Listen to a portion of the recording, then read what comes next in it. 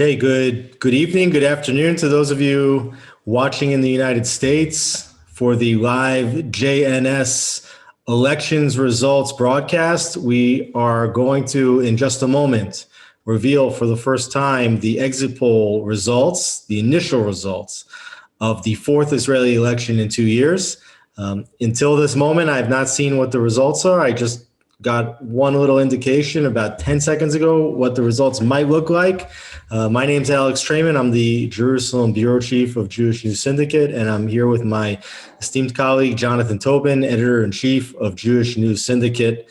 Welcome, Jonathan. So nice to be here with you. Great to be with you, Alex.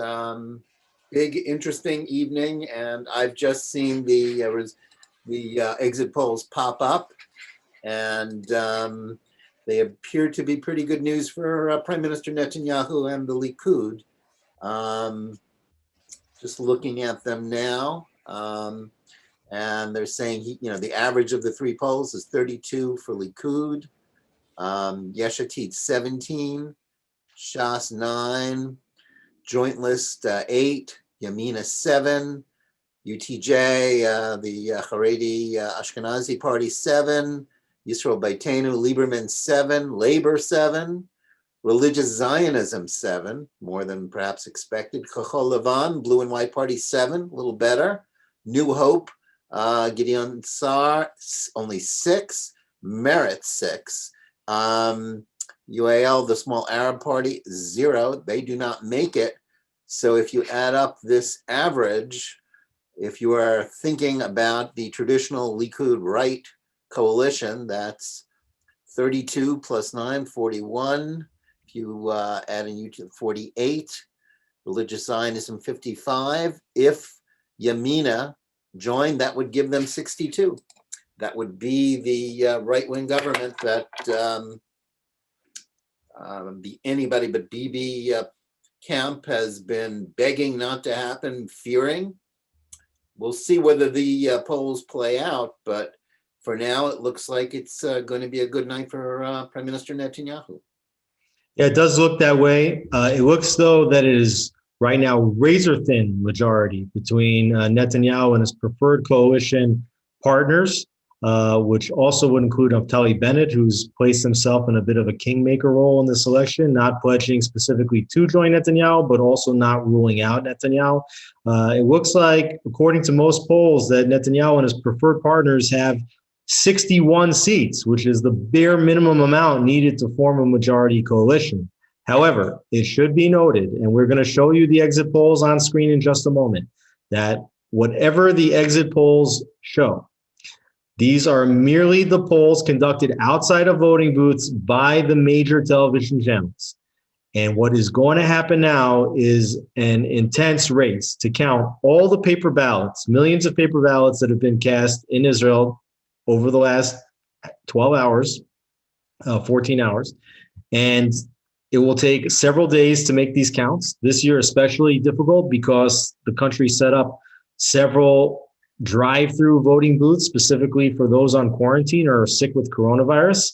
And these are basically absentee ballots, which have to be counted separately, and it takes more time because you also have to make sure that those people didn't vote at the voting booth that they were supposed to vote at. So there's a bit of a double count has to take place there. And oftentimes the exit polls can be off by as many as a few seats in any direction. And sometimes that can swing things dramatically. Also, we don't yet know if the Ram party did cross the threshold or did not. And it's very important to know the difference between crossing the threshold and not crossing the threshold is 4 seats. You have to get 3.25% of the vote in order to enter into the Knesset to begin with, which is about 150,000 votes. It's about 4 seats. If you fall short, you go from 4 down to 0. And then those 4 seats come out of the count and it redistributes everything. So the exit polls may not have as strong an indication of what happened, let's say, in Arab polling centers as they might have had in traditional Jewish polling centers. So we still have to wait and see what happens if the actual results move totals 1 or 2 seats from what the current exit polls look like. Then that could change the outcome of the entire election. Well, Alex, you're of course right. Certainly here in the United States, we know only too well how badly exit polls can be wrong. And they've been wrong before in Israel as well. But even if we allow for 2 or 3 seats in any direction, and of course it could get better for Prime Minister Netanyahu and his preferred partners rather than worse, by the same token, it seems to me we can start the evening or the late afternoon here in the United States with one conclusion, and contradict me if you think I'm wrong. It's either Netanyahu or nothing. Yair Lapid and Yesh Atid, barring the polls being 180 degrees wrong, there is no anybody but Bibi coalition in these numbers. And I might add, as our Ruthie Blum, who is joining us, great to see you. Hello, everybody.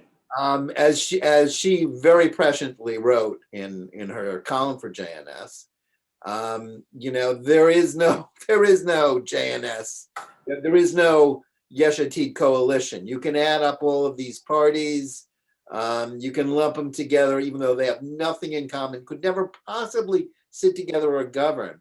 But even if you were to try that, they don't have 61 either. It's just not there. And I think we could start from there, that either Netanyahu is going to get a coalition. And yes, if you take the exit polls literally, as we can, they might be right. There is a narrow Likud, Yamina, religious Zionism, Haredi parties coalition, the sort of natural right coalition of the nationalist parties and the Orthodox parties. Benjamin Netanyahu has never wanted. He spoke of it in the campaign about a right-wing government. But if we know anything about him throughout his 15 years as prime minister, 3 in the 90s, the last 12, he would rather have a broader coalition. And I am sure that as he starts the handling and the bargaining with all of the other parties, including many that said they would never sit with him, he's looking for someone to give him the kind of leverage that it would appear that Naftali Bennett has, or the other parties have. He doesn't want anybody to have that kind of power over him. His business is about having power over his partners, which is why he's got there are so many people leading other parties that used to be part of his party. So I think that's where we can start. Yair Lapid will likely, according to these numbers, be the leader of the opposition, but he's not going to be prime minister. Yeah, I think, Jonathan, you're onto something when you talk about the types of coalitions that Netanyahu has formed in the past, often going for the broadest possible coalitions. But I think that Netanyahu has actually learned many lessons over the 15 years he's been prime minister, and specifically the last 12. And when you have, and you just saw this in the last government, when you have a unity government, a very broad coalition, what you actually wind up happening in today's age of polarized politics is you have an opposition inside your coalition. And Netanyahu absolutely at this point in his tenure prefers to have a coalition of parties that are ideologically aligned, that make their price to the prime minister known in the beginning. He will happily pay that price, whether that is in various ministerial appointments or budgetary allotments for specific initiatives, which is specifically important for the religious parties that want to see large portions of the budget doled out towards their learning institutions and other institutions. But Netanyahu absolutely wants to govern with the parties that are the nationalistic parties and those that are going to stay loyal. And even though it's a little bit counterintuitive, the narrow coalition, the one of 61 or 62 seats that gets you over the threshold, might be much more stable than a coalition of 70 or 75 if it includes parties that are not ideologically aligned. Ruthie, what do you think? Well, what I think, I agree with both of you. And what I think is that the only trouble with these exit polls is that they're not complete. It's possible that we won't know until next week. And the reason that because of these votes being so important, each vote is so important, we'll see which ones pass the threshold or get another mandate here and there. And the reason they're so important is they could actually make the difference between the number of mandates, the seats, the Knesset seats that Likud has, or that others lose one at the expense of, Likud could gain another seat at the expense of someone else. And those things, when the race is so close, those things matter. Now, again, as Jonathan said, and as I tried to point out in my column, this isn't a close race in the way that Americans might think it is. Actually, the right is way above the other parties. And if you want to look at it as the block of anti-Netanyahu and pro-Netanyahu, the fact is that the left-wing side of the spectrum and the Arab parties were anti-Netanyahu anyway. And anybody, any Likud member, it's not that Netanyahu has to go and therefore everything is hunky-dory. Any Likud member who were to head this party would not have the support of Labor, Meretz, the Joint Arab List, and not even Gantz, really blue and white, that I don't know, I actually didn't see in this exit poll because I was rushing to get here from a studio, whether blue and white actually is passing the threshold. Blue and white is crossing the threshold. I want to go through these results. Okay, and it's important, yeah. But what I keep wanting to stress, that you don't have here a situation where there's, the country is split in half. That's actually not true. The Likud party outweighs every other individual party by miles. And that's an important thing to remember when people keep talking about how undemocratic or something, that somehow by accident, Netanyahu has been prime minister for 12 years. It's no accident.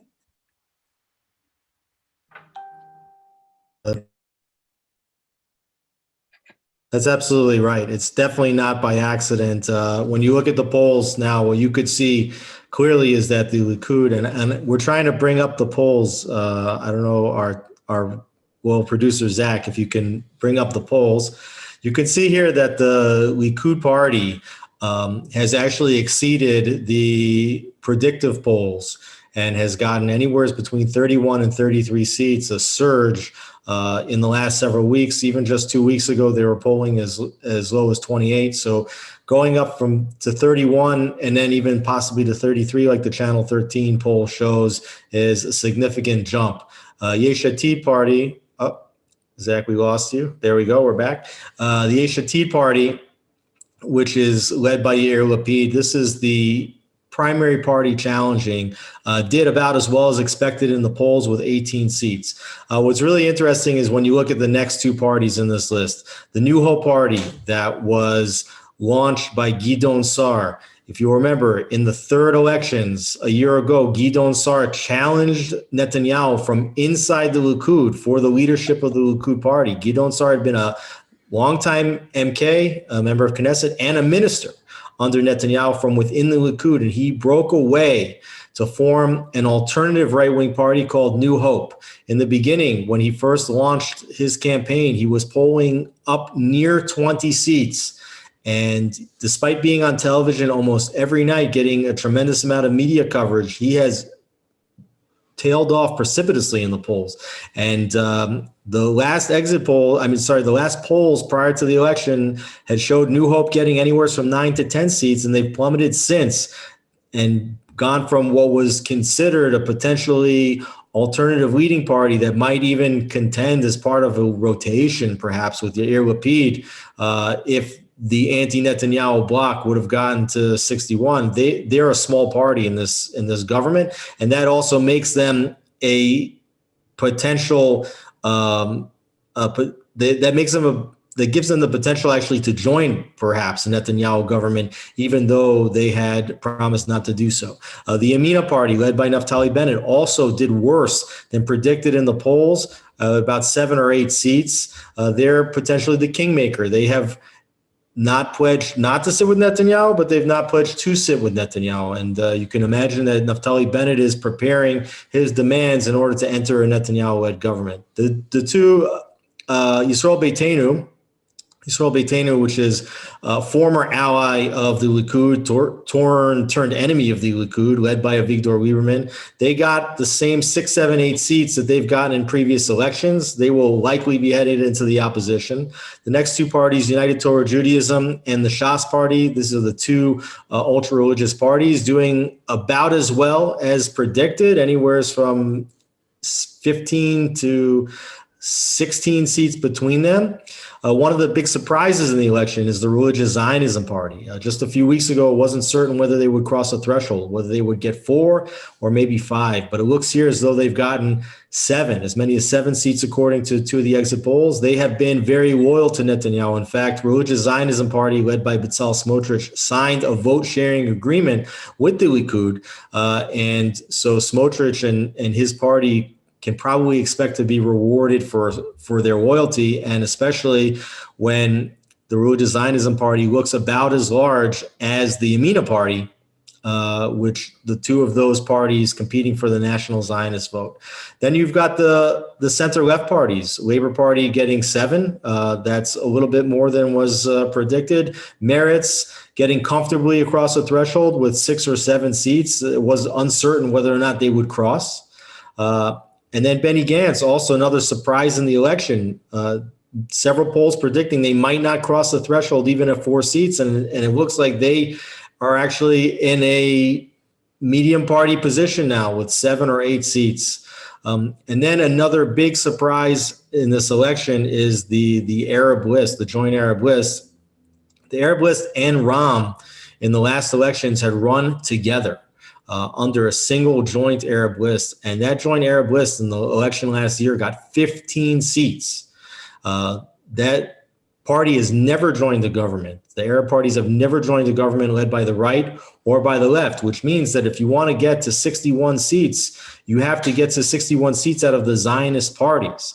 And that meant in the last election, you needed 61 out of 105 because the Arabs were taking 15 seats away from the pool. Here, the Arab list drops to 8 or only 9 seats, and the Ram party, which broke off from the joint Arab list, led by Mansour Abbas, who's actually been somewhat loyal to Prime Minister Netanyahu, they didn't cross the threshold at all. So you went down from 15 seats to 8 or 9, and that increases the pool of pro-Zionist seats from 105 to about 111. So that makes the math easier to get to 61 for Netanyahu. And if we take a look at the 2 blocks tab, I don't know if we can jump to that tab. You can see that that the Prime Minister, the pro-Netanyahu bloc, has a razor thin majority of just 61 seats. And then if you look at the alternative bloc, and I wouldn't exactly call it an anti-Netanyahu bloc because you can include the Yamina party in there. They have stated their intention to go potentially either way, but even so, even with Yamina joining an alternative bloc, they're only at 58 seats. So as Jonathan pointed out before, it looks pretty clear that there is no automatic alternative coalition waiting, and definitely looks like Netanyahu is in the pole position if the numbers bear out according to the exit polls. Yeah, Alex, I mean, one of the sort of, throughout election day and any election day, there are always the rumors, there's the spin about turnout. One of the popular themes we've heard in previous hours was that Arab turnout was down. If the exit polls bear out, at least roughly, that's a catastrophe for the Israeli Arab community and their representation in the Knesset. To go down from 15 to 8, I mean, they're basically halved. And it happened, first it happened largely because of a spat between these parties. Now, of course, for our viewers that aren't familiar with the Joint List as it was, this is a coalition of four very disparate parties: Arab Nationalist Party, Communists. Nationalist, Islamists, who are Yeah. the ones who were talking about, well, they could do business with Netanyahu. They're all over the map. They're as different as the Zionist parties, if not more so. But their inability to work together to represent their constituents or to maximize their ability to get representation in the Knesset. This is going to be one of the major takeaways from this election, with Arab representation down. And that is why I think, in large measure, as we looked at the exit polls, so many of the parties that appeared to be at the, that people were predicting, well, we won't see Meretz again, that they're going to fall below. Kachol V'Levan, Benny Gantz and the Blue and White, they were supposed to be on the margins. They all did, according to these polls, so much better, largely because, of those Arab seats that function that you discussed, Alex, where when parties fall below, all their votes get thrown back into the mix, and the percentages get altered. And some of these smaller left-wing parties, like Meretz and the so-called centrists of Blue and White, they are the beneficiaries of what happened with the Arab parties. Zach, if we can go Also, back to the Jonathan- speaker view, 1 second. Zach, if we can go back to the speaker view, just so that we can see. There we go. Also, Jonathan, it's very interesting because I just got here from Arabic television, where there was much discussion about the low turnout. Actually, the Arab sector cut off its nose to spite its face. The reason there was a low turnout, according to Arab Israeli analysts, was that they were punishing the Arab parties, for having split. Now, here's the irony. They say they want unity, although again, those parties in the Arab sector are very disparate in the first place. But finally, one of them, ironically, the Islamist party, Ram, said, you know what? We have to stop lobbying for the Palestinians and start taking care of our community that is suffering from terrible gun violence, horrible, the whole society is falling apart. And Mansour Abbas, the head of Ram, broke away from the joint Arab list. He said he even had talks with Netanyahu, not because he's some Zionist or anything, Mansour Abbas, he's an Islamist. But he said, we have to stop focusing on that other stuff and start doing what politicians are supposed to do for their constituents. And in that respect, it was ridiculous for the Arab sector to boycott the election. They should be supporting that. They should be championing it. I'm not sure they understand. Either they didn't understand that was the reason he broke off, or they actually prefer to spend all their time talking about the occupation and not about what's going on in their community, which I find hard to believe. But I can't understand why they would protest this particular vote. It makes no sense from their point of view. But there you go. So you're right. Others benefited from it. And I think we can anticipate, as watchers of the mainstream media, the international press, this will be seized upon by Israel's opponents to say, look, Israel isn't that democratic. It's not representing the Arab votes. And as if this was some sort of plot by Benjamin Netanyahu. Exactly. Israeli Arabs, when in fact he might have wanted Abbas to get more votes. He did. I think he did, because there was going to be a chance that, one of the sort of least reported stories about Israel, consistently least reported stories about Israel, is the way Israeli Arab political parties and politicians who control all of the municipalities that are majority Arab, how their misrule, how corrupt they are, how badly they serve their constituents. Because as Ruthie said, it's like they are doing Palestinian politics as if they're running to be the head of Hamas or Fatah, not to represent Well, it's a good smokescreen. It's a good smoke screen when you're a failed mayor who can't clean your streets and can't take care of the violence. You right away go to your default position, which is the poor Palestinians. It's a good trick. And I'm just sorry that the Arab public, I just wish they would stop either falling for it or protesting it by not voting. That's ridiculous. They should go running to vote. Well, a couple of things about the Arab vote. Number one is Netanyahu definitely wanted and tried very hard to split Ram off from the United Arab List. He really didn't want there to be a master party, representing these disparate Arabic ideologies that would have 15 seats and would be a united bloc. He preferred to separate off the parties, that he would be able to potentially negotiate separately with each one and potentially be able to have minority support if he needed to support from a small party, if he needed to form a minority government. So for him, breaking Ram off from the United Arab List was one of the major early election campaign victories for Netanyahu.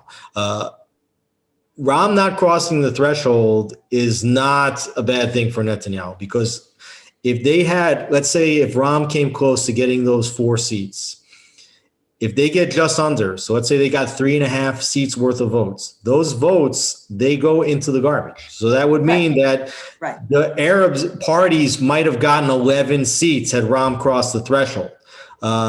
When those seats go off into the trash bin, then you get a redistribution of the seats. And the way that works, that means either one more seat for the right-wing bloc, or possibly 2 more seats for the right-wing bloc, depending on how that distribution ends up working. That's complicated math, but that just increases the pool and potentially gives Likud at least 1 or 2 more seats. But the other thing is that Netanyahu himself put a lot of time and energy into campaigning in Arab towns, much more than he did before. And it was successful. Very successful. What we have to find out is the polling, once the polling starts getting more, drills down, because these polls are very crude. Right. How many Israeli Arabs voted, as at times they have in the past, for one of the Zionist parties? Right. And, they've seen perhaps Netanyahu has campaigned hard that he's actually brought peace in the region. He's bringing opportunities to Arabs across the entire region, and he can bring, and the Abraham Accords actually make incredible commercial opportunities for Israeli Arabs. And you make it more likely that peace might be reached in the future with Palestinians. So, oftentimes, according to the Arabic cultures, they can sense who's the strong hand. And if they feel that Netanyahu is actually looking out for their interests much more than these Arab parties, which have failed in the Knesset for decades, then you might have seen some of the Arabs vote also for Netanyahu. But again, moving this total from 15 down to 8 or 9 was a major, major victory for Netanyahu. And another of the major victories for Netanyahu, and he was criticized heavily for this, was by making certain that the religious Zionists would unite, even with the far-right candidates like Itamar Ben-Gvir, who was number 4 on the religious Zionist list, that he created a merger between the Otzma party on the far right and Bezalel Smotrich to create a larger religious Zionist bloc.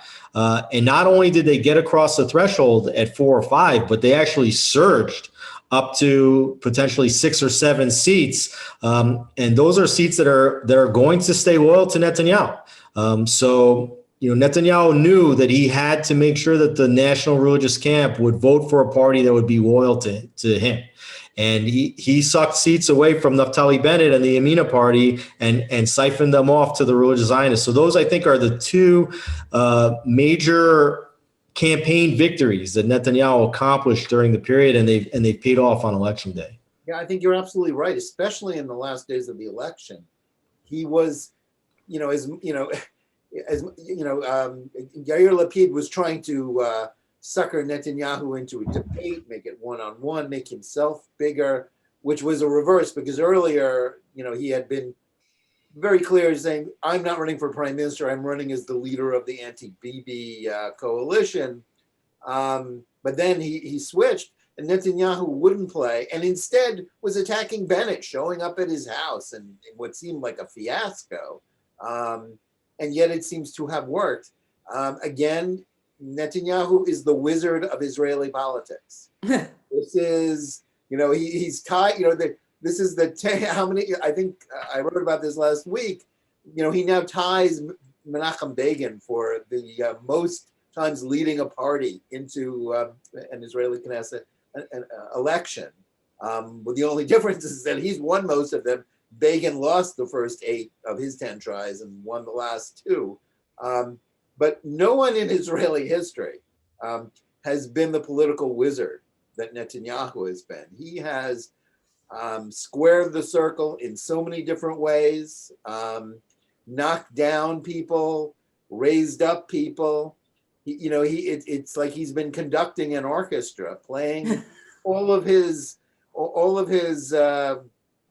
potential rivals, his frenemies, his enemies, playing them like a piano. And this election is no different. And, it seemed, especially in the last 2 years, at various times, it has seemed okay.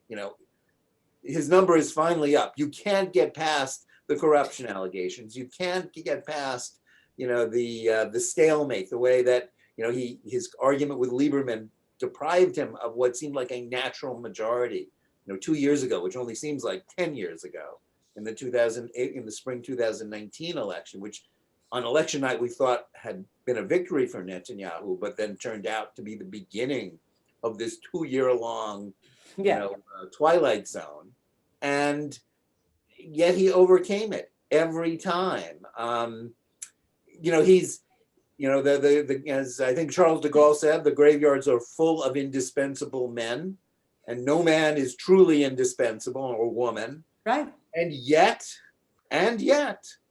Netanyahu has prevailed. He's prevailed, and all of his potential successors in the Likud are all now leading other parties. They all got tired of waiting, or they got driven out in one way or another. He's the man who not only hasn't groomed a successor over 12 consecutive years, he doesn't seem to believe in the concept, and yet that hasn't hurt him at all. He is still there. It is, as we began this hour, it's Netanyahu or nothing, no matter how the polls shake out, and it's likely means more Netanyahu. Yeah, I wouldn't say that it hasn't harmed. I wouldn't say it hasn't harmed Netanyahu, because the fact that so many of his natural allies have defected. And just look in this list. I mean, you see Yisrael Beitenu, used to sit. In fact, Yisrael Beitenu ran in one of the recent elections together with the Likud, And then you had the New Hope Party led by Gideon Sa'ar, former Likud minister. That Netanyahu has pushed away allies has made it difficult for him to govern. And it's forced him to govern with politicians that he did not want to have in his coalition. Netanyahu did not want to form a rotation arrangement with Benny Gantz. That was obvious, and in fact, it was a constant spectacle when at cabinet meetings, when Gantz and Netanyahu would get into verbal arguments in front of everybody else, and it has prevented Netanyahu from being able to advance certain agenda items. One might argue that had Netanyahu formed a right-wing government during the time when Trump was in office, that Israel may have already applied its sovereignty over the Jordan Valley and over settlements in Judea and Samaria. But there was opposition within his own coalition to doing so. Wait, Alex, man, I just would like to say one thing that I disagree with you about that. Had he had a total right-wing coalition when Trump was in office, and the issue of holding off on sovereignty in order to make sure that the Abraham Accords went forward, he probably would have been hindered by the people to his right. I mean, this is what is so genius about Netanyahu, in my opinion. That's the most peculiar thing about it, because a total right-wing coalition could have hindered him in that sense. And as Jonathan said, it's like he's playing an orchestra. He's got to satisfy his base, and to the right of it, and to the left of it, Now, the thing is about Netanyahu is not just that he's a great politician and knows how to knock down his rivals and anybody who gets too big for his britches. Netanyahu squashes him within his own party. Great leaders, this is no hot news flash. Genuinely great leaders in history often are narcissists. They have, obviously, they have megalomaniacal tendencies, but there's no arguing that Netanyahu is a great statesman, not just he knows how to manipulate the political system or his rivals. He also knows how to get things done. And the fact is that with the whole country screaming that he was responsible for the coronavirus deaths and for the lockdowns and for the airport closing and the airport opening, the whole country's almost vaccinated already. And everybody knows that's thanks to him. And by the way, that's the main thing Israelis have been talking about for this whole year, the coronavirus, not the Palestinians and not anything else. Well, that's probably similar to the entire world. That's Right, exactly. Point, Ruthie, because we know that President Trump, former President Trump, was defeated by COVID. It's a counterfactual, but I don't think there's any doubt that had the virus never gotten out of Wuhan or whatever, he would have won because the economy was booming. Would have won. It would have been a totally different situation. Right. And Netanyahu faced, and everywhere in the world, leaders were criticized. No matter what they did, it was always wrong. Many of them were wrong. Many of them flubbed the messaging, as Trump did.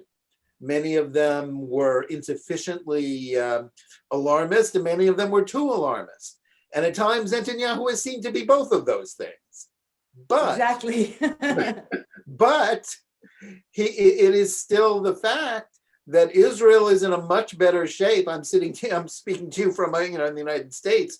We're nowhere near the situation. Now, obviously, it's a larger country. It's different, but it may well be that COVID helped re-elect Netanyahu. Yes, because Netanyahu was something completely unexpected.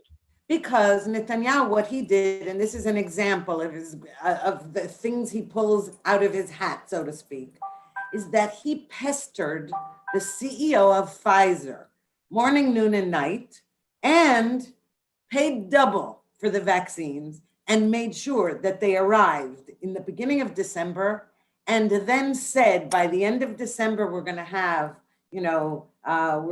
this many people vaccinated.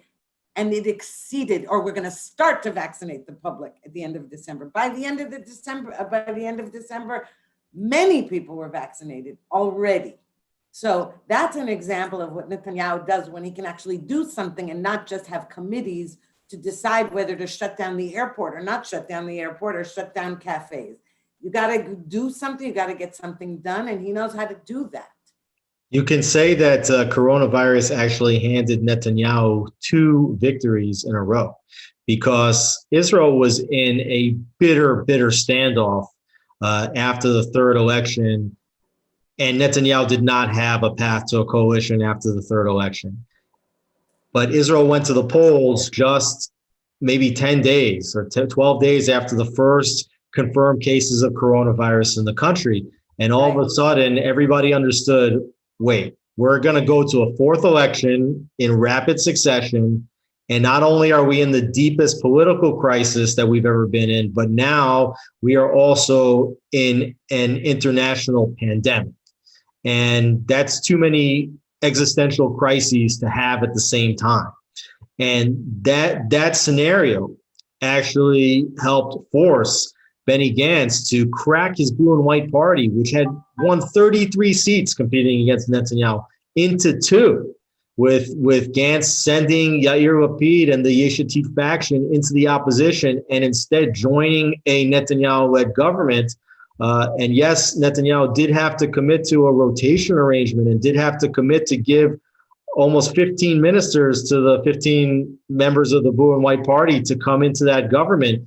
But ultimately, Netanyahu left himself an out, did not pass a budget so that he could get out of the rotation, went to the elections again, But he did that after he had delivered the vaccines to the country, and Israelis, by and large, have been very, very impressed with the rollout, especially, as Jonathan, as you know, compared to looking at other countries, looking into Israel and saying, if only we could have done what Netanyahu did. That makes Israelis recognize, hey, wait a second, maybe we've got somebody special, and he's still the man of the hour, regardless of all the baggage that he carries along with him. And that's a laundry list of baggage, including these lingering corruption charges. But he's still the man of the hour. The challenges are great. And perhaps coronavirus has now handed Netanyahu 2 victories in a row. Yeah, it's amazing how, fate, and you call it fate, call it luck. I'm sure Yair Lapid and others on the Israeli left, sort of cursing the fates as to how did this work out, that this guy did this to us again. And yet, I think you make an excellent point, Alex. Both Alex and Ruthie, you're both right. This is not just a political wizard, although my goodness, he certainly is a political wizard. Yes. He is a very able statesman, somebody who is good at governance, who understands economics, which is, historically a very rare thing among Israeli politicians, and also understands how to deal with the world. He had a pretty good, with all the baggage, and that as you say, the baggage is long, the corruption charges, we don't know how that trial is going to work out, even if, as I do, as I'm sure you, as I know both of you do, believe these charges are very flimsy. They're trumped up in some ways, although I would argue that they also represent a sense of entitlement within the prime minister, and maybe an argument for term limits. And yet he's still the guy that gets things done. He's able to show competence, along with all the negative characteristics that so many people are sick of. That had, I have to ask. So are the people going to still demonstrate outside of Balfour Street every Saturday night? Well, they said they would. I'll tell you, they said they were going to. What they're doing is they're going to dismantle. I believe that their protest tent is being dismantled, but they said, of course, we're not going to stop, because this wasn't about whether to reelect him or not. This is about everything, and then they start, mixing in all their complaints about everything. They're intersectional complaints, by the way, Jonathan.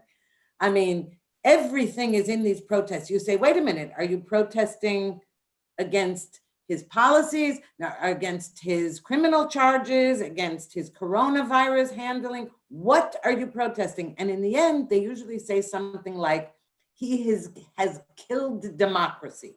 Why? Because he dares to criticize the courts, for example. I mean, they don't even know what they're protesting.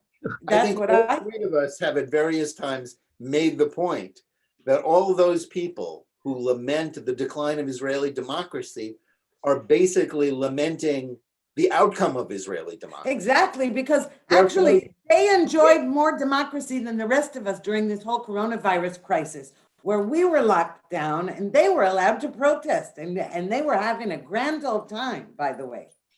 Dancing, partying, it looked like Woodstock over there. Yeah, I went to some of the protests, and what I would tell you is that by and large, they did not seem to represent a very serious group of people. I'm not saying that some serious people did not go to the protests. Of course they did. But if you looked at who's actually been at these protests, you see the fringes of society. And the reason why they didn't know what they're protesting is because they are doing trial balloons. Whenever something happens, they're sort of testing the water to see if they can shift the protest and hinge it on that, because they know that if they want to have a successful protest movement, that they have to attract a crowd that's a little further to the right than the far left. In fact, one of the most effective protests that they had during the middle of this, in the middle of this 1-year government term, was when they got small business owners to come out and protest the lockdowns, and they thought that perhaps they had it, but ultimately it didn't hold. Now, Yair Lapid, he was the one who has latched on to be the champion the one rooting for the protest movement. And that's why I think that he's surged here to become the second largest party, because I think for the Israelis that don't want Netanyahu to be the prime minister, and there are many Israelis that don't want Netanyahu to be the prime minister. If you look at Likud's totals, just hovering over 30 seats, 31, 32, 33, that's only 25% of the electorate. So there's definitely a large number of people that want Netanyahu out. But Lapid, he's been the one that's held to that ideology of we need to replace Netanyahu. And he's been doing it for a long time. And what Netanyahu succeeded to do was to actually make it a race between him and Lapid. And that was what Gideon Sa'ar did not want. That's what Naftali Bennett did not want. Several weeks leading into this election, you had the Likud polling at, let's say, 28 seats. Then you had three parties, Yesh Atid, New Hope, and Yamina, all polling in the neighborhood of 14 to 18 seats. Three parties in the second tier. And what Netanyahu managed to do was to shift Sa'ar and Bennett down into this low tier, in which now you see 1, 2, 3, 4, 5, 6, 7, 8, 9 parties, all in this 6 to 9 mandate level, separated by Lapid, who has 18, and now Likud that has 31. So he succeeded to make it a race between Netanyahu and Lapid, and that was a race that Netanyahu felt he could win. Yeah, Well, Bennett and Sa'ar had something to do with their own ending up in that lower tier. It's not just that Netanyahu succeeded in doing it. Gideon Sa'ar made the mistake of trying to be all things to all people. When he first formed his party, said, great, I'm the real alternative to Netanyahu because I'm from Likud. I've got the politics of Likud and the character of, of an everyman or something. But then he began to squish that. He began to say, call himself, I forget how he was describing it, but he was trying to leave the door open to join the left, let's say, even though what he really wanted, he thought he was going to become prime minister. Same thing with Bennett. You can't say to the public, I am going to replace Netanyahu when you don't have enough seats to even come close. At least Yair Lapid was number 2 on the list. You think at least he had reason. He's the head of the opposition. But Bennett and Sa'ar were acting as though they're about to become prime minister. That was their mistake, I think. Not just they were helping it out of up. touch, clearly, with reality. Again, they weren't ready for prime time, as it turned out. As so many of Netanyahu's opponents have proved to be over the years. And I think it's fascinating, from an American perspective. We in America spent the last year with, a clear sort of a political divide about the pandemic. This is an irony that I think a lot of observers about Israel and a lot of Americans missed. During the pandemic, even though President Trump was in charge, it was Democrats who were for the lockdowns and Democratic governors throughout the country, really clamping down. And it was Republicans protesting, conservatives protesting against the lockdown, as, which seemed in some senses naturally because many of them had sort of a libertarian streak. In Israel, it was the left.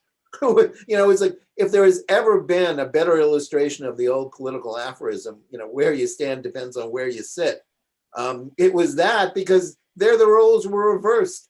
Netanyahu, Gretchen Whitmer and Andrew Cuomo had nothing, or Gavin Newsom had nothing on Benjamin Netanyahu in terms of lockdown. He was far more draconian than anything they did. And for which, they are paying somewhat of a political price in one way or another. And yet it has paid off for him, because as the head of the country, he gets, heads of countries, presidents, prime ministers, they have to take what it comes in terms of events. We all agreed that President Trump, benefited from a great economy for which he deserved a fair amount of responsibility, more than most presidents, I would argue. But he was, the pandemic happened on his watch. Right. Fair or unfair, blame it on China, blame it on fate. It doesn't matter. You're the president. You have to live with what God throws at your country while you're in power. And if it's bad stuff, you take the responsibility for it, because you're the guy in charge. No question. And that was true. It's true in Israel as it is in the United States. But Netanyahu, because he is Mr. Crisis Manager, because he is the guy who can get things done, he turned the lemons into lemonade. Yeah, he sure did. I would say early on in the crisis, the management of Corona was what you call in Israel balagan. It was a mess. You saw that the executive branch of government under Netanyahu, wanted to take certain steps, and in many cases, just like everywhere else in the world, he was sort of testing. They were shooting at the hip to determine what would be the most effective measures, if any, to deal with coronavirus. And there was a legislative committee that was created to provide a check to the executive branch of government. That was led by Yifat Shasha Beaton, who then defected from the Likud to New Hope, and in part because that legislative committee was completely bypassed after the arguments were back and forth, and you'd have different restrictions passed, then reversed, then changed, then passed again. So really, and Israel's been through more lockdowns than almost any country in the world. Small businesses have gotten hit harder here than almost any place else. There's been more fines given out to coronavirus restriction violators than any other place. So people were pretty unhappy, but it was definitely this move to recognize that the fastest way out of this crisis would be to inoculate the whole population. And once he saw the vaccines as the antidote to the crisis, he stopped at nothing to get it, and including selling off the data of the Israelis, essentially using Israeli data and sending it back to Pfizer to prove effectiveness, which was something that I think was probably more valuable to Pfizer than however much money Netanyahu agreed to pay per dose. But ultimately, Israelis were willing to go along with that and lined up for the vaccines. And so he did prove that crisis, and that he was the man of that crisis more than perhaps potentially any other world leader. But what's also amazing is that Netanyahu had another momentous accomplishment during this year of geopolitical crisis. And that was the Abraham Accords, right? That when other leaders were not able to deal with external issues, Netanyahu who pulled out of his hat normalization agreements with 4 Muslim majority nations, and then later also which, with by Kosovo. the way, was thanks to Trump. Also thanks to Trump, let's not forget. Right. Yeah, absolutely. Thanks to Trump and Jared Kushner, perhaps even than Netanyahu. Right. But obviously they had a willing partner in Israel. I mean, listen, victory has 1,000 fathers, and the Abraham Accords has the direct input people like Trump, Kushner, Netanyahu, has the indirect fathers of it, like Barack Obama, for having appeased Iran and signed the Iran nuclear deal, and driving the Saudis, who were already looking for an exit ramp from the being held hostages by the Palestinians, drove the Saudis and the Gulf Arabs into Israel's arms. In no small measure, one of the the only thing that the Iran nuclear deal actually accomplished was to create this alliance between Israel and the Gulf Arabs. Not what Barack Obama was looking for. In fact, the opposite of what he was looking for. Yeah. The ultimate unintended consequence. But you're right. He had a real body of real platform of accomplishments to run on. And we talked before about Naftali Bennett, who, again, he was one of the might have. He looked good at one point during the campaign, and it didn't seem to falter quite as much as Gideon Sa'ar, who really seemed to be out of his depth. He hired, the Lincoln Project. Yeah, I mean, how idiotic. As his political advisors. That was really an unforced era.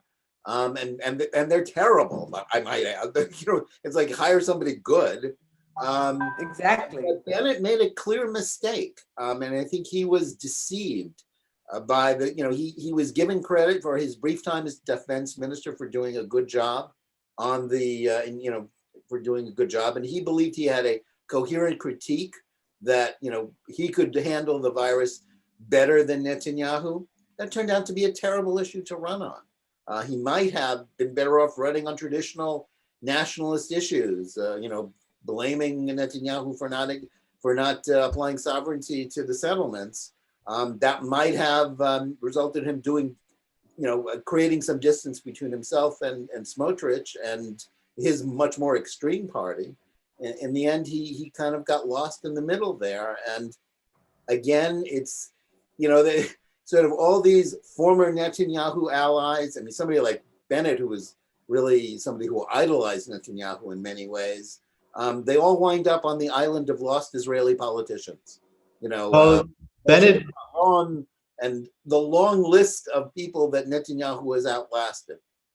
well, I wouldn't write off Bennett so quickly because He's done. I mean, nothing is forever. I'll just add this. And I like to say this. I like to write this a lot because, so people like, Ruthie and I, we've been around watching politics for a while.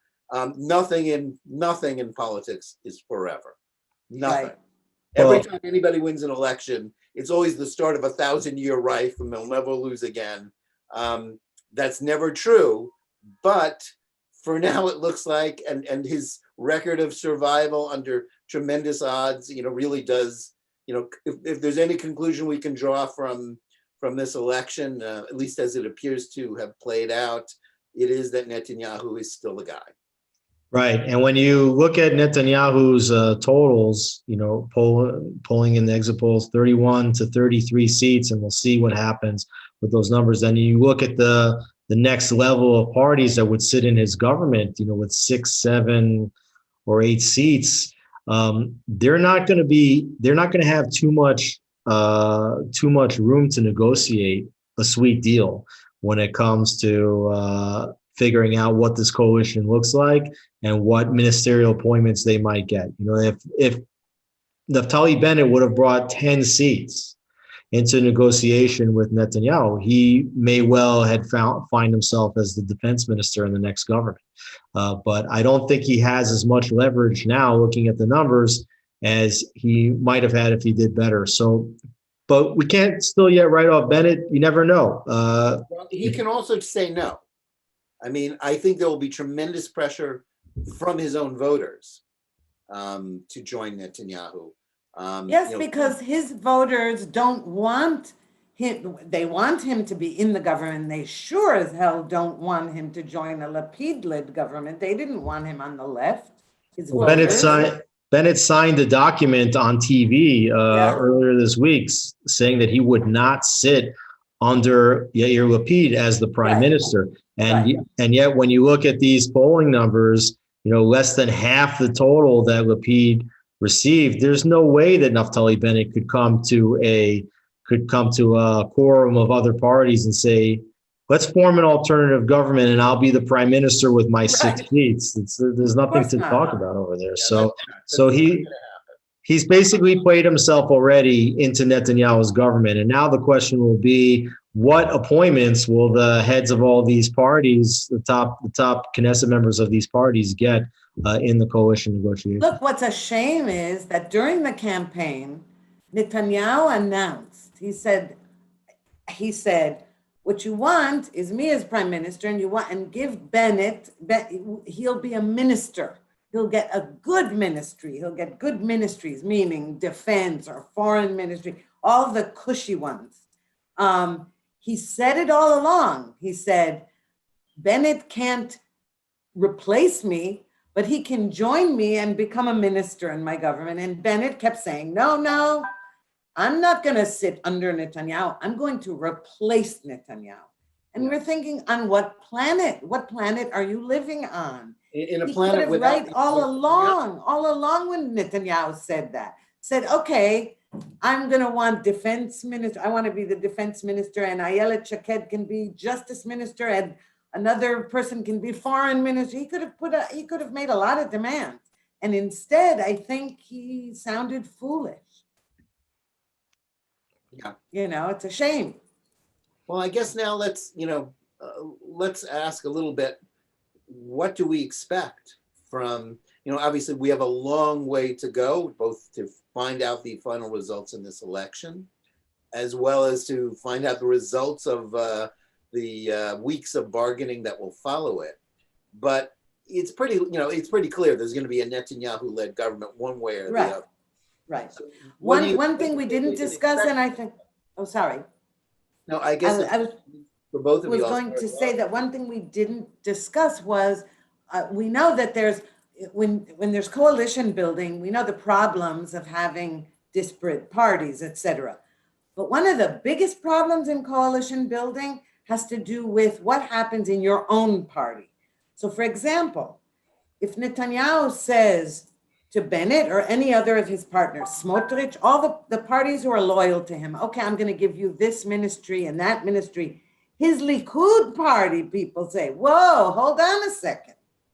We're your party and we're getting pushed down. You're going to hand out those ministries to the others?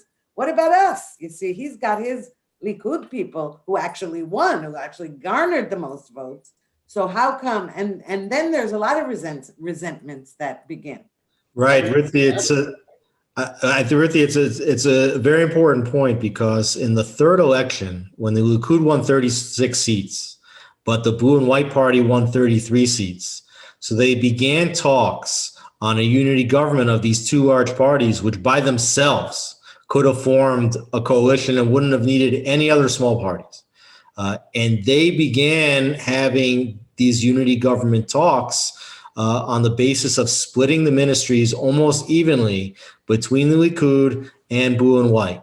Those talks broke down, but then Gantz and Netanyahu somehow figured out that Gantz would break his party in half and bring only 15 of those 33 members of Knesset into the government, just his faction, while the other factions that comprised Blue and White went into the opposition.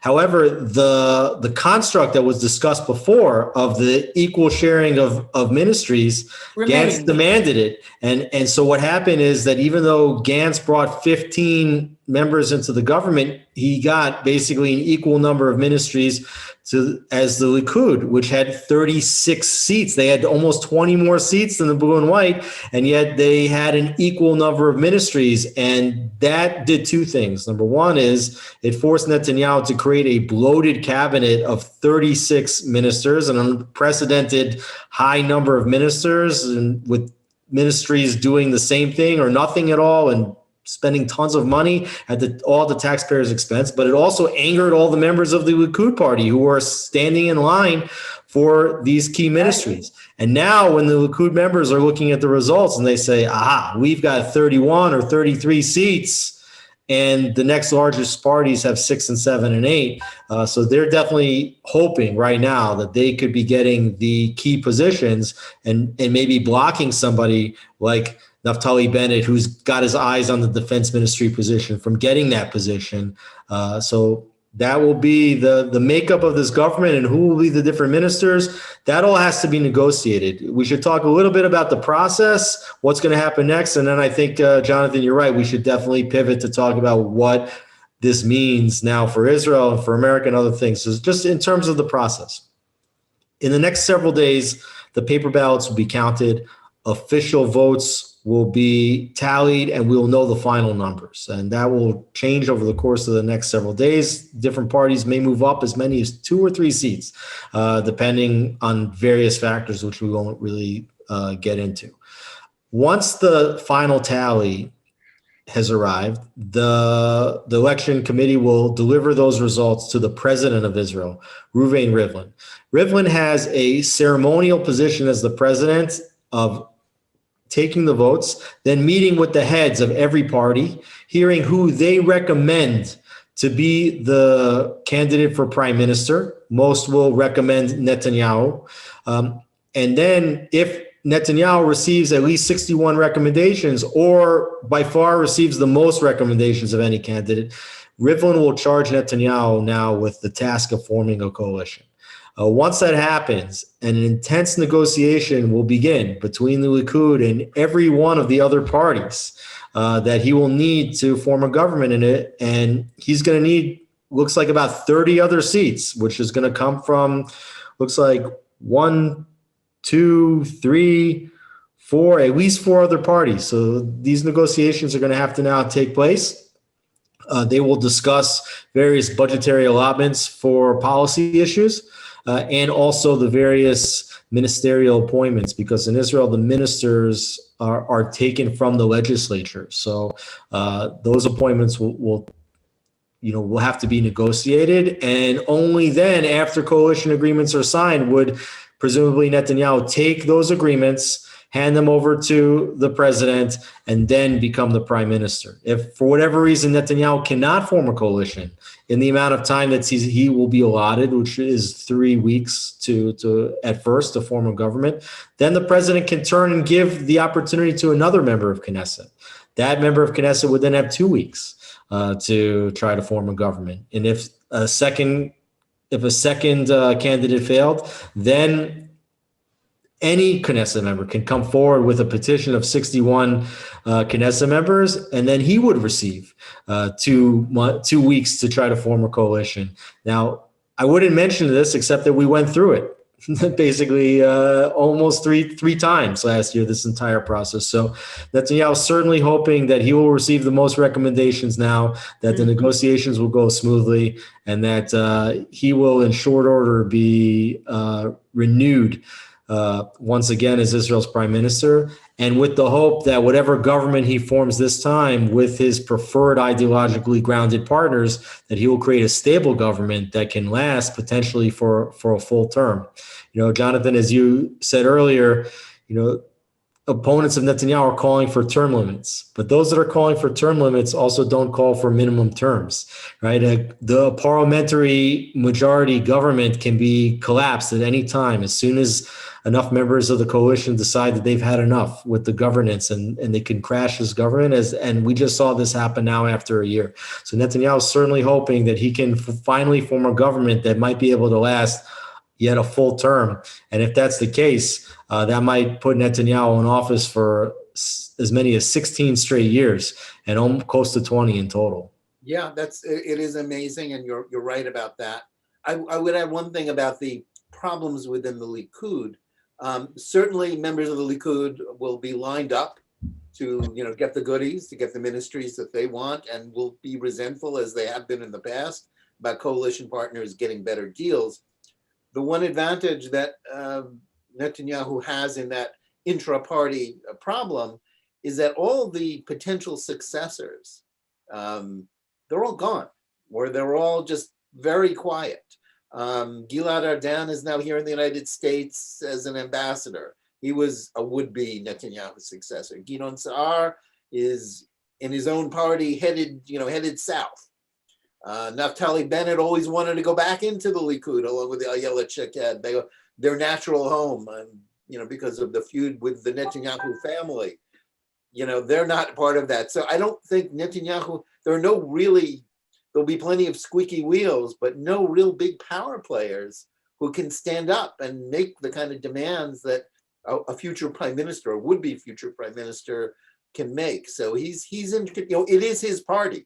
There's no doubt about that. He is in complete control. Well, he does have now two people in the party who are very visible, let's put it that way. One of them in particular, I know he considers like his mentee, I guess you could say. And that's Amir Ohana, who is now the public, how do you call it in English? Public security minister.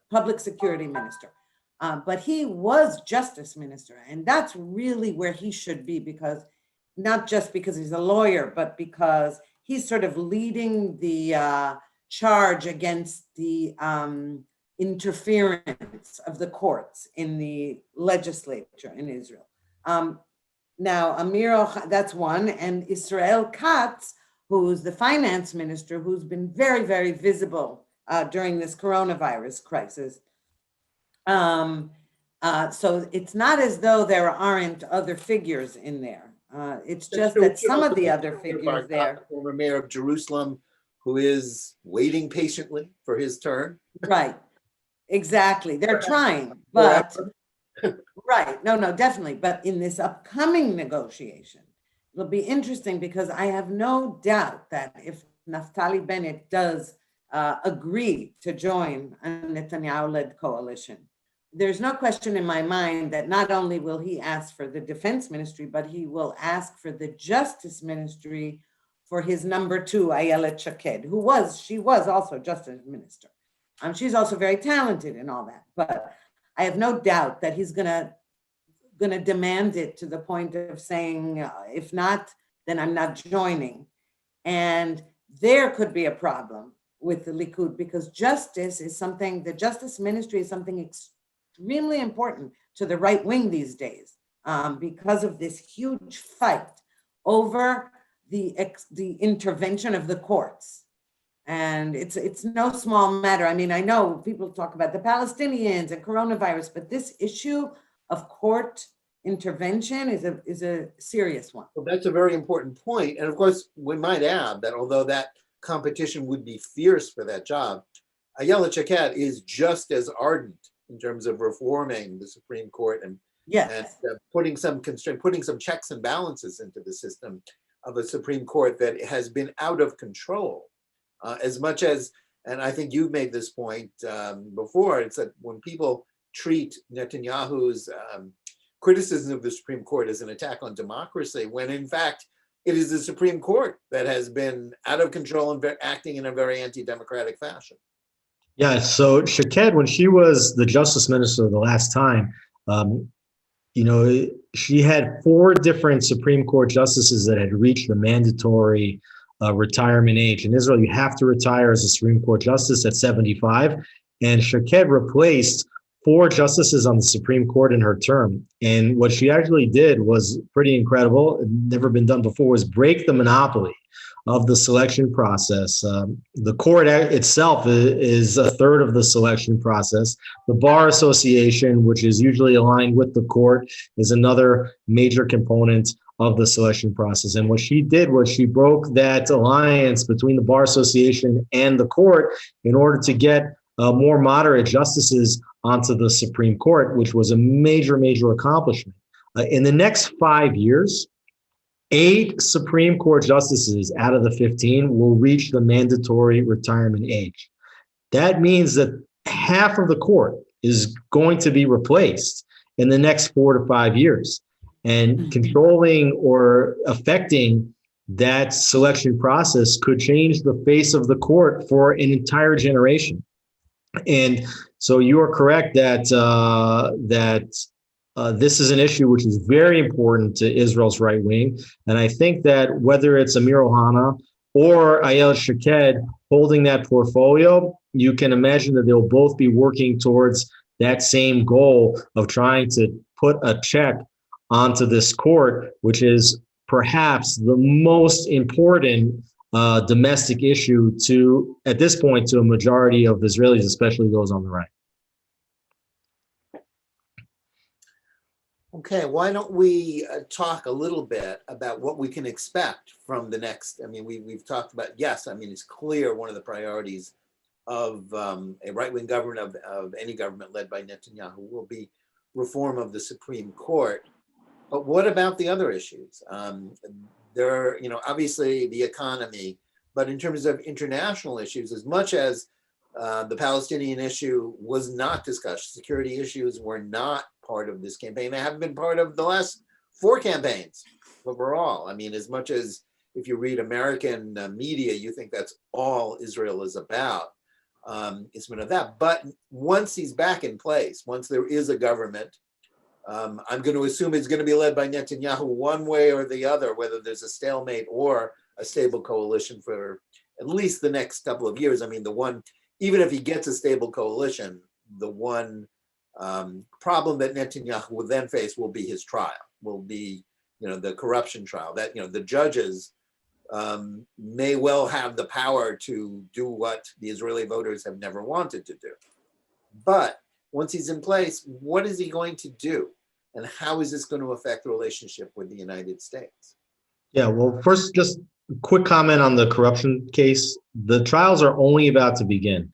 Now, the prosecution has named 330 witnesses, okay, for this case. Yeah. And as Netanyahu has said, if somebody's guilty, you don't have to come up with 330 witnesses to do that. But believe me, if there's going to be 330 witnesses, there's going to be Netanyahu will 330 die of old age. cross-examinations. You're right. These trials are going to last for years, and it's I was going to Netanyahu's. say, he'll die of old age before this trial is His over. lawyers are going to stretch that out as long as humanly possible. It's going to be years and years. So it's not going to become an issue that's going to force Netanyahu out in the next short term.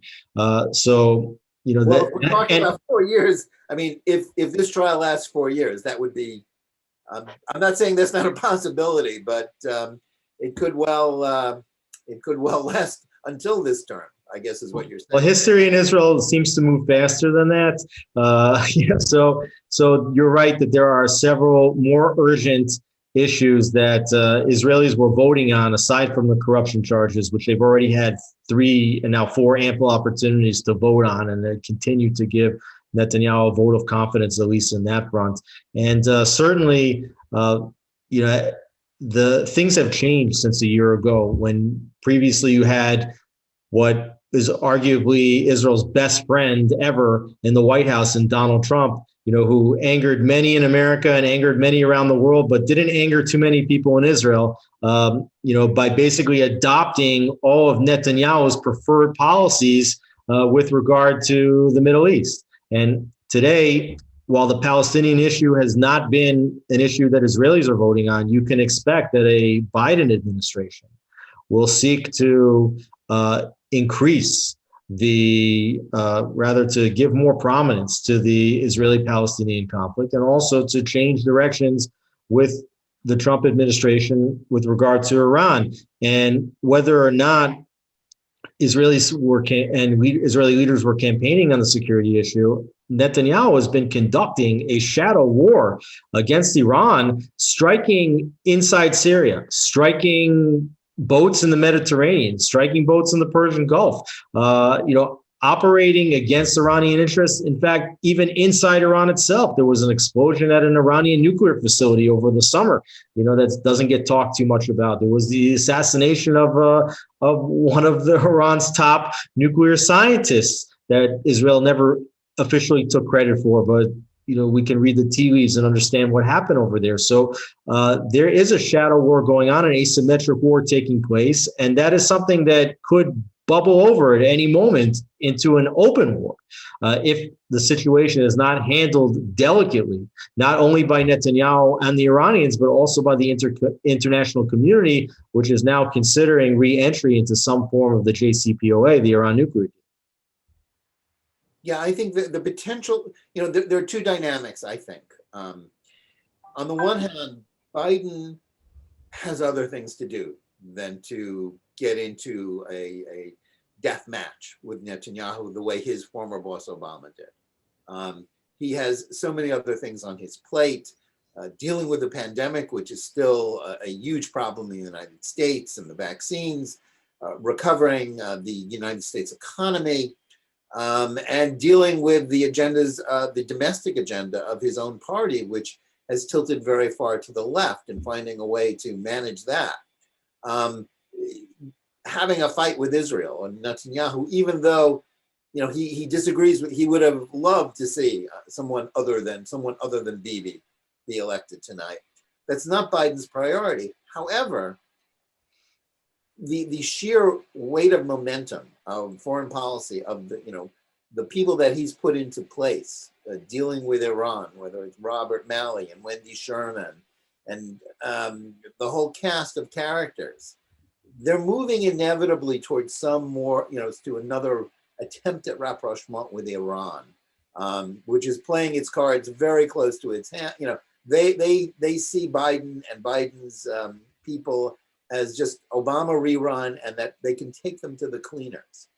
Inevitably, at some point in the next year, that's going to involve concessions by the United States and Yeah. another sort of attempt at an Iran deal. That's a conflict with Israel. At the same time, the tentative steps that Biden is taking towards reopening relations with the Palestinians, getting money to them in violation of the Taylor-Force Act, which prohibits U.S. funds going to a government that pays for terrorism as the Palestinian Authority does. This creates room for conflict with Israel and with the next government, whoever it was going to be led by, and certainly by Netanyahu. And it remains to be seen whether Biden can avoid what is really an unnecessary fight from his own point of view. He has much, he has a certain amount of political capital, and he has to be wise about how he spends it. Obama spent a lot of political capital pushing through the Iran deal. He made it a partisan litmus test. It was very important to him. Is it that important to Biden? How far does he want to go with this? And so here again, Netanyahu was often accused of fighting Obama, insulting Obama. In fact, Netanyahu spent those 8 years doing his best most of the time to avoid an open confrontation with Obama, only then being forced into it by what he felt was an existential crisis over Iran. I would imagine Netanyahu will be trying very hard to avoid an open conflict. And that's going to, where that will create some domestic tension in Israel, is if he has a right-wing government, as this government that we have talked about, of the religious parties, and Smotrich and Bennett, whom we're assuming will sign up. There's going to be a lot of pressure from them to do what Israel didn't do last year, which was extend sovereignty to the settlements. And Netanyahu knows that if he does that, that's going to create a conflict with the United States that he doesn't want. It would also create a conflict, perhaps, with the Gulf states. And Saudi Arabia made it clear that the Palestinian issue is still done. Hey, Israel, don't forget that we haven't forgotten about the Palestinians, even though the Saudis really don't care about the Palestinians. Let's get that straight. The Arab states actually cannot stand the Palestinians or the issue, and the Arab League doesn't care about it. But that's the issue they use as their card. So it's not just the Biden administration. I don't think Netanyahu wants to antagonize any of these new great partners. If he's gonna save the economy from the coronavirus crisis, one of the ways he's doing it is through these deals with the United Arab Emirates. We've got these incredible deals going on now, and they can be extremely lucrative for Israel. And I don't think he would want to waste that on forcing the issue of sovereignty at this moment. That's regardless of his coalition partners. The one good thing about having a really right-wing government, if he's able to achieve that, is that for once they will stop with this myth that it is Netanyahu's fault that there is a wedge between Democrats and Republicans in the United States over Israel. That is not Netanyahu's fault. He didn't place a wedge. The Democrats placed a wedge and turned Israel into a partisan issue. And the Israeli left and even center left, whatever that means, seem to blame Netanyahu for the fact, let's face it, that most Jews in America are Democrats, and most of them, want to pressure Israel more than, it's not that they're anti-Israel, it's that the issues that Netanyahu's oppositionists in Israel are constantly saying, you're going to ruin our relations with America. And if he has a right-wing coalition, they won't say that. They don't believe it. They know that to be a lie. I want to raise two recent stories that developed during the campaign.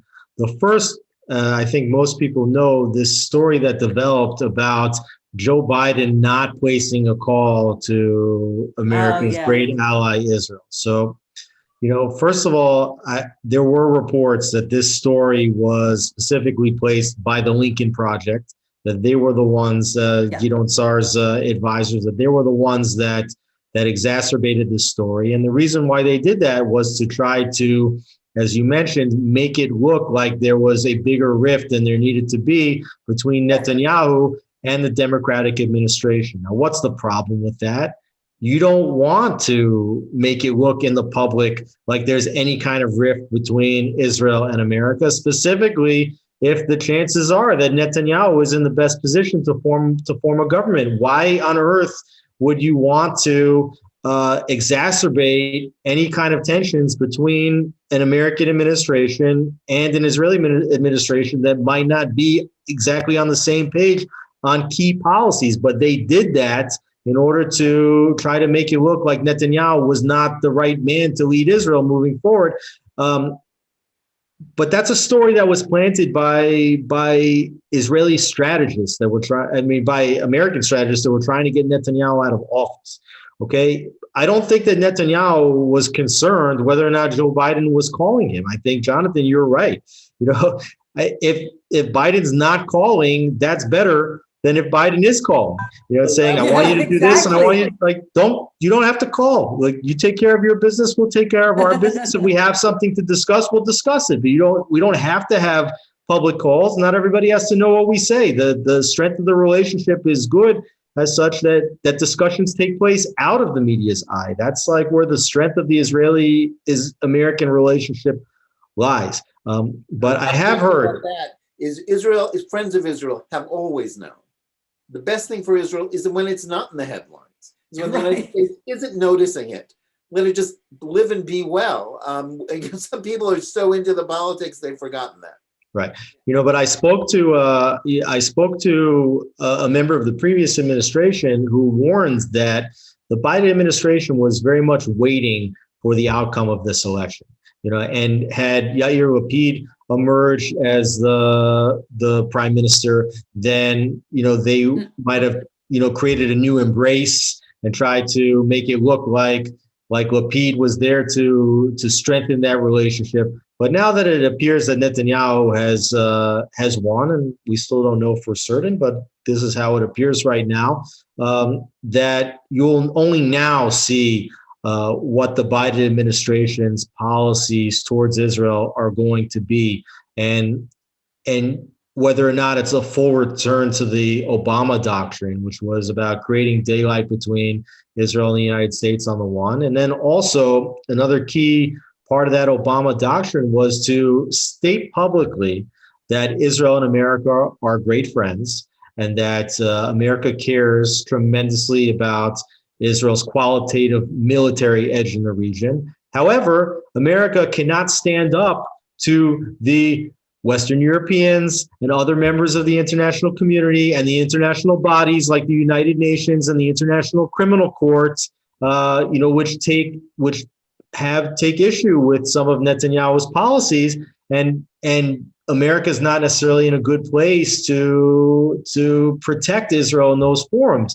Now, we saw that Obama doctrine was proven completely false when the Trump administration came into office, because Trump wielded the American budgets that went into a lot of these UN organizations like UNRWA and UNESCO, taking funding away from them. And you didn't see anti-Israel resolutions being proffered, in the Security Council of the United Nations. However, once Biden came into office, you had a return to the UN Resolution 2334, Obama's parting shot to Israel in December before he left office, which called Israeli settlements a flagrant violation of international law. And we always saw just last month that the Secretary General of the United Nations once again used that same language that wasn't used for 4 years, calling Israeli settlements a flagrant violation of international law.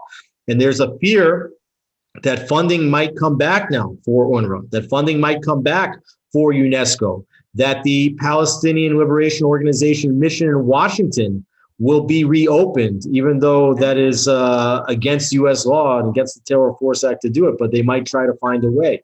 That they might seek to reopen a consular mission specifically for the Palestinian Authority in Jerusalem or elsewhere that the Trump administration had folded into the U.S. embassy to Israel. So there's a number of different steps that the Biden administration is likely to take. And we'll only start to see that now after Netanyahu is able to form a government. And I just wanted to talk about the second story, which was in the news as a little bit of a pivot, which was just last week, where reports came out that the Emiratis were furious that Netanyahu sought to use a trip to the UAE to bolster his election campaign. And this is another case of a planted story where I heard that there was a major Democratic donor, that somehow convinced one Emirati to make this statement. But why on earth would you want to harm the goodwill that's taking place between Israel and the Emiratis, especially when you know that there are subsequent normalization agreements that might be signed with other countries? Like, to what benefit is that to place that story and harm future Israeli interests regardless of who's the prime minister? Well, politics trumps everything. If there's anything we've learned, and clearly that is part of it. Undermining Netanyahu is instinctual to the Jewish left, both in Israel and certainly in the United States. I think we can look forward to, there's no question that there's going to be tension between the Biden administration and the next Israeli government. That's a given. That's going to happen. And there are many points of contact. I mean, points of conflict. You've mentioned them about UNRWA and international organizations. The fact the United States probably isn't going to be standing up for Israel in the UN or elsewhere, over Iran, over funding for the Palestinians. The question isn't whether those are conflicts. The question is whether they will be allowed to escalate into open, antagonism as part of a new daylight scenario. Biden has said, Biden was the most pro-Israel of all the Democratic presidential candidates, which wasn't saying a lot, damned by faint praise. But he was the most pro-Israel of the Democratic presidential contenders. And he has said, as much as he keeps boasting about, friendship, and Netanyahu boasts about his friendship with Biden, and some of that's, fluff, that's not entirely true. But Biden has said he doesn't want to have open conflicts with Israel. He'll discuss differences privately. I don't think that's likely to be maintained just because there's so many people in the White House who have a very different agenda about Israel. All these lower level and mid-level people who do have an anti-Israel agenda. And the question is whether they will sort of allow this to get out of hand, and whether, for one reason or another, Israel chooses to take that bait. And I think Netanyahu will be trying very hard not to. And there's also a feeling that Biden might not be the one calling the shots with regard to foreign policy. That these relationships are going to run foreign minister to foreign minister, national security advisor to national security advisor, and defense minister to defense minister, as opposed to president and ambassador to prime minister ambassador, like you had when Prime Minister Netanyahu's top advisor, Ron Dermer, was in the United States, and President Donald Trump had a close confidant in David Friedman as the ambassador to Israel. You don't have those close ambassadorships, and those ambassadors don't have a direct line to the president. So you might see the relations switch away, where Netanyahu is not, picking up the phone and speaking to Biden the way he was speaking to Trump. Yeah. Ruthie, what do you think about that? Well, I totally agree. I think that given the makeup of the White House, all the appointees, given the makeup now of Congress, also that Netanyahu, at least when he addressed the joint session of Congress, when Obama threw a fit about it, when he addressed Congress to appeal to them not to sign the JCPOA. This time around, he doesn't have a majority Republican Congress. Netanyahu, I mean, in Washington. And there are a lot of bad guys in that administration who are very anti-Israel. So I'm not sure it really matters one way or the other whether Biden is actually pro-Israel or not pro-Israel. I think that word doesn't mean anything. The question is, will the United States veto anti-Israel resolutions, for example, abstain, veto, or support them? Maybe. We have an International Criminal Court decision, Israel right now by, I think it is by the 6th of April, if I'm not mistaken, Israel has to respond to the International Criminal Court's charges of Israeli war crimes committed in Gaza. These are the things that we're going to see, and I really don't have a lot of faith in the Biden administration in that respect. I don't think that America is going to have Israel's back. Certainly not the way certainly not the way it was during the Trump administration.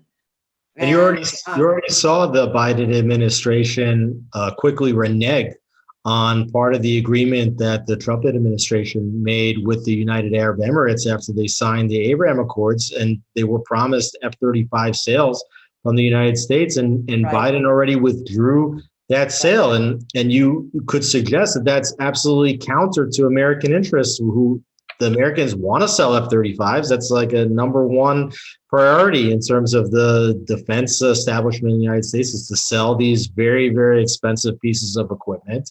And certainly those would be used to counter the Iranian threat in the Middle East. But yet we saw very quickly that the Biden administration pulled back that sale, which is the exact opposite of the Trump administration, which used its weight to try to encourage future, normalization agreements. So that's the type of issue where it might not boil out into open and obvious conflict, but there are many steps that a Biden administration may be expected to take, which will ultimately harm Israeli interests. And by the way, let me just add one thing to that. I always said during the Obama administration, and I'm saying it again now, that being anti-Israel is not the issue. The question is how anti-American they are, because the anti here, I think that Obama, for example, I disagree with people who said that Obama was an anti-Semite, even though he had this pastor was an anti-Semite. I think Obama's problem was that the very things Obama hated about America were the things he hated about Israel. So, and that's my concern with a radical Democratic White House, State Department, Congress, has to do with that. And what you were saying, Alex, about the sale of the planes being against America's interests, that's the thing. The thing that Trump did was that he made it very clear, and he did this through Ambassador David Friedman very clearly, that America and Israel share values and interests. And that's the difference, I think, between that kind of administration and the kind of administration in Washington we have now. They say, yeah, America and Israel, those things, those particular values, we don't like them. You see, and that's what worries me. Yeah, let me switch back. I think that's a good segue to talk about how American Jews will view this election and the next Israeli government. One of the key conflicts going on in the United States right now is one that involves something that you were just referring to, which is sort of intersectional politics, the way the Democratic Party has drifted to the left, in which not just the Ilhan Omar and Rashida Tlaib, who are open BDS supporters, but the base of the Democratic Party has shifted hard to the left. They embrace things like critical race theories, which ultimately puts it into conflict, I think, with Jewish interests. One of those Jewish interests is Israel. And I think this outcome, which, is clearly a reflection of the fact that, American Jewry is center-left for the most part. It's 70% Democratic, liberal. Most of that coming from people who are adherents or affiliated with the non-Orthodox movements and who are unaffiliated at all. And I think the fact that Israel is a center-right country, center-right religious country, and so this is for years we've heard, well, Netanyahu is alienating American Jews. Now, there's some truth to it in that for liberal Jews who see tikkun olam and who believe social justice is Judaism, sort of so I like to joke that Judaism is the Democratic Party platform with holidays thrown in. They find it very off-putting. Any national, certainly they don't like the idea of an Israeli prime minister who is an ally of Trump, who is comfortable with the Republican Party, comfortable with the evangelical support of Israel. Right. But the problems between American Jewry and Israel go much deeper. They deal with the demographic changes within American Jewry, where the sense of Jewish peoplehood is far less, assimilation. If you don't care about Jewish, if you're less, Judaism is not a priority, you're not likely to care about a Jewish state, let alone and the fact that sort of liberal Jewish values sees basically all particularism, all nationalism as somehow threatening or potentially racist, at a time when the question of race is very much on the tip of everyone's tongue in the United States. And I think this will play into the hands of the Peter Beinarts and the people slightly to the right of Peter Beinart, who are not all the way over into the anti-Zionist camp, who will see, sort of damn Israel as irrevocably right and religious and quote unquote anti-democratic fascist. I think, this will just be more fuel to the fire for sort of the leftist Jewish press and leftist Jewish organizations to not so much, 8 years ago, it was about taking sides with Obama against Netanyahu. I think this will be about this ongoing civil war within American Jewry, about support for Zionism and prioritizing support for Zionism and pushing back against leftist ideologies that are inherently harmful. It basically give, as I've written in a couple of different recent articles, giving a permission slip to anti-Semitism and anti-Zionism, and viewing anti-Zionism as not anti-Semitism, which of course it is. I think this will just confirm the worst conclusions of leftist Jews who are very far from the interest of Israelis, don't understand what motivates Israel, are still thinking, as if the issues were what they were 30 years ago. And I think this, as I say, will be more fuel for that particular conflict. I think if you want to take a look there, if you want to look at Israel through the lens of critical race theory, it's important to know, people look at Netanyahu and the embrace that he had of Trump, but who's voting for Netanyahu? That's not evangelical Christians voting for Benjamin Netanyahu. In fact, Netanyahu's support base is this Mizrahi Jew, which are basically the Jews and descendants of Jews that were exiled from Muslim countries across the Middle East, forced into exile, and never got any reparations for being thrown out of their home and forced into this nascent, fledgling Jewish state of Israel. And they're the ones that are voting for Netanyahu. That's his major support base. And they could certainly claim to be people of color. Exactly. The way the Americans like to call it. And they're basically half the country. They're basically half of the country, right? And so the people of color, so to speak, in Israel are the ones voting to the right, where in America, the people of color, so to speak, are voting to the left. And in Israel, this concept of the colonialist European, right, the white Jew, who lives in Israel, they're voting for the left, right? So the whole thing is flipped on its head. So totally. That's one issue. The second thing is that when it comes to security and diplomacy, so Israelis do lean to the right. Why? Because Israel's a country that's constantly under attack. Israel's a country in which every family is sending their children into the military. So for us, for Israelis, security is paramount to every other concern, and survival is an existential threat. That isn't the case in the United States. So you can understand why Israelis might take more hawkish policies with regard to security, But when it comes to domestic issues, Israelis are extraordinarily liberal. And Israelis are very tolerant of all faiths. This isn't a country that's kicking Christians out of the country or kicking Muslims out of holy sites. It's very tolerant of every possible type of religion, every strain of religion, every strain of Judaism exists here, and Jews can practice as much as they want or as little as they want.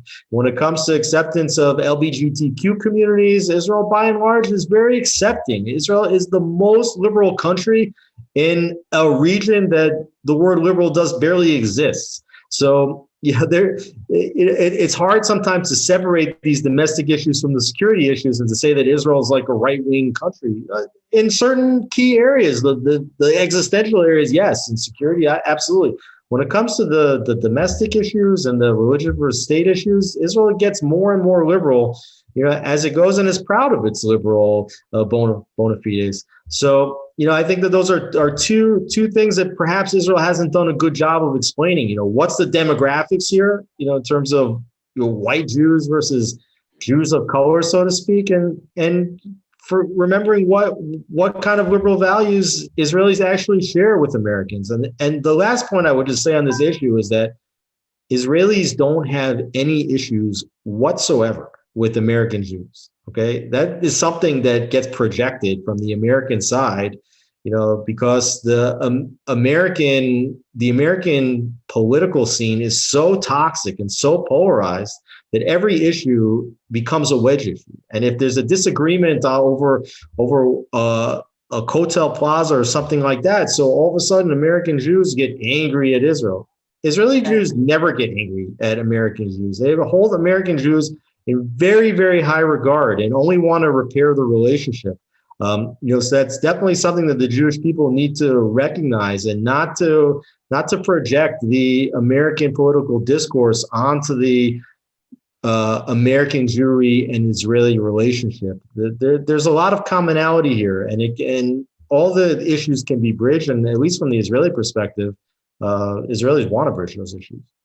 Yeah, I'll just interject there and slightly disagree in that I think if there is to be basically a right-wing government with no centrist elements in it, one of the things that Netanyahu, is going to have to do or should do is right herd more on his religious partners, who certainly are often saying things which are deeply offensive to most American Jews.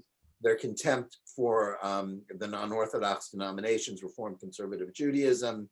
That is something that's a red flag to many American Jews.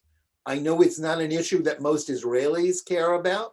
A majority of Israelis, right, left, center, resent the official rabbinate. Understand that they do more disservice to Judaism often than they promote it. From the point of view of affiliated American Jews, the vast majority of American Jews who are affiliated or still affiliated with the liberal movements. And one of the things that they hate is the lack of recognition for Reform and conservative rabbis. Obviously, that's not going to happen in a government where the Haredim are part of it and the religious Zionists are part of. That's an unbridgeable gap right now because of these political, the correlation of forces. And what Netanyahu needs to do, and at times he has done, when he's not campaigning and needing right-wing votes in Israel, is sort of jawbone this issue and to explain it to American Jews and to reach out more and to tell his partners to shut up. They're getting what they want. Don't insult the American, what most Israelis view as American denominations, even though there is a presence of the Reform and conservative movement in Israel. Don't exacerbate that issue. And it's, again, I would say that can be exaggerated in terms of its influence on American Jewish opinions about Israel, but it's something that can be used as an excuse for hostility to Israel for American Jews. And it's something that needs to be done. It can't be ignored by Netanyahu, as sometimes for political reasons he has done so. Now, I agree with you, Jonathan. I just want to say one funny thing about this. Because I'm so totally secular, and so I have a certain view of that, having lived here for 43 years, and I've seen a huge shift in exactly the area that you're speaking about. In some ways, the more religious Israel gets, the more secular it gets. It's a really interesting societal fabric thing. Okay, the more political power the Haredim get, the more non-kosher restaurants are opening up everywhere. Okay, what has also happened is that in the last, let's say, 20 years, Israelis either were secular or religious, but even the secular ones didn't think of Reform and conservative Jews as, they didn't consider that real. All secular Israelis were non-practicing Orthodox, basically, okay? In Right. other words, if already you're gonna go to a synagogue, it's an Orthodox one, not that they cared one way or the other, but they actually, secular Israelis had just as much contempt for Reform and conservative Jews as the ultra-Orthodox. That changed. Over the last 20 years, we're seeing there are more Reform synagogues in Israel and conservative synagogues. There always have been. Now, it is true that those rabbis still can't marry. They are not allowed to perform wedding ceremonies and everything. And that is an issue that I'm sure is going to be taken care of, because the fact is that the interior ministry that deals with marriage, that deals with registering you as married and as a citizen, that is actually much more liberal. In other words, two gay people, if they get married in Canada, they can come back to Israel and be registered in the interior ministry as a couple. That's what I think a lot of people don't understand about who live outside of Israel.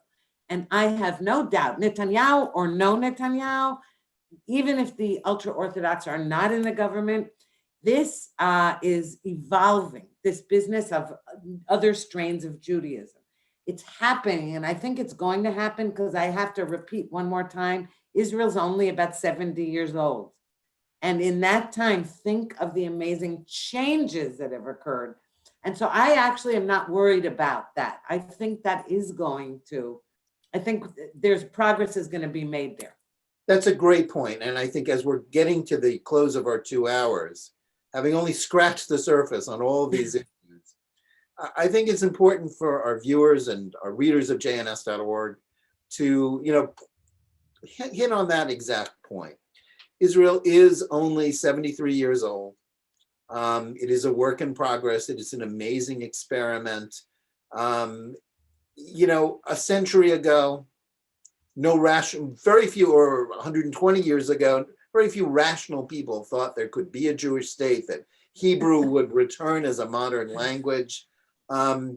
We're about to celebrate Pesach this coming weekend and talk about miracles. No Jew with any understanding of the history of the last century needs to think about the Red Sea, to understand, or the plagues in Egypt, to understand that miracles, completely unlikely things, can happen. The Jewish people have come back into history. And Israel, which is the ingathering of all these disparate Jewish communities, is changing constantly, and yet is also, despite all the gloom and doom that our left-wing and liberal friends have constantly predicted over the last 50 years, it is getting stronger economically, stronger militarily and politically. And we have a lot to be grateful for. And one of the things to live to see a Jewish state, even if it's holding 4 elections in 2 years, it is a working democracy. Its democracy is not in peril. And whoever leads it or doesn't lead it, it is strong, it is vibrant. And the one thing that people who come to JNS can find is, news and opinion that tells it straight about Israel, stripped of the liberal bias or the anti-Zionist bias that characterizes so much of the mainstream media, stripped of the political biases that characterizes so much of the liberal Jewish media. Our mission, as we do it every day, as we write and edit every day, putting forth fresh material, we're telling this story of this work in progress and of this miracle in progress. And we look forward to all your comments. Sign up to get our newsletter, and we look forward to your input. Yeah, Jonathan, thank you. Recent news is that Benjamin Netanyahu is declaring victory for the right wing and for the Likud. He said, Israeli citizens, thank you. You gave a huge win to the right in Likud under my leadership. Likud is the biggest party by far. It's clear most Israelis are right wing and want a strong, stable right wing government.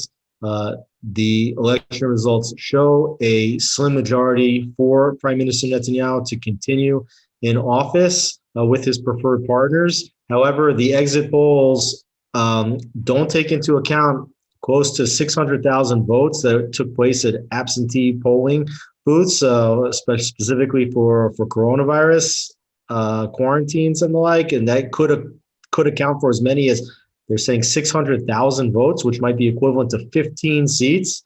So we still have to wait. We'll see who, in contrast to the United States, where the absentee votes went all the one way. That would be, just as Israel has always turned American politics on its head, wouldn't that be something? The other way.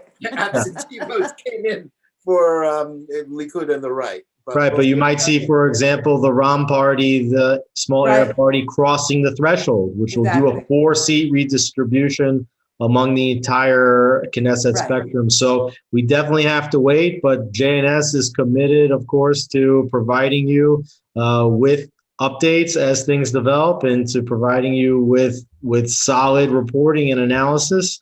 And I am definitely privileged to work with you, Jonathan and Ruthie, and we look forward to bringing you all the developments as they occur. And please like us on Facebook. Please like us on Twitter. Please sign up to the daily newsletter and check back here. Lots of great things coming in the weeks, months, and years ahead at JNS. Great. Thank you. And good night. And thank you to everybody around the world. I see one comment from Estonia, among other places. Thank you to all for logging in, for watching us today, and don't waste any time later this evening to read jns.org as we give you more of the details and give you more columns and analysis of all the things we've been discussing. Thank you.